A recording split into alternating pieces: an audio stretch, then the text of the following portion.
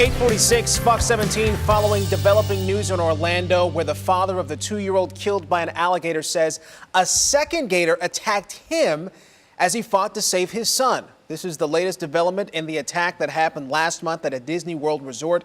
The case still under investigation. So far, 5 alligators have been removed from the pond. Jim Higgins from the Higgins Firm joins us this morning with some legal perspective on this case. So let me ask you this, Jim. What is the likely legal outcome in this case here? Sure.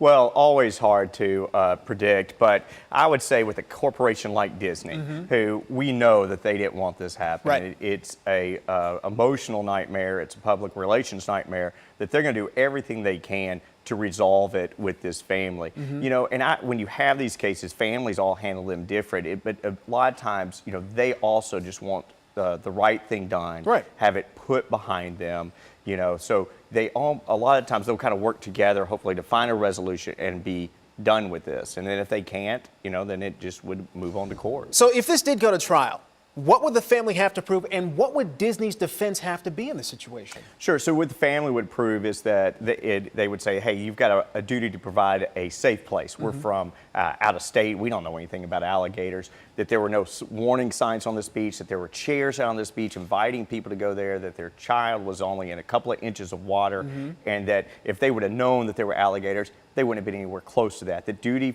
to warn was that they breached that duty.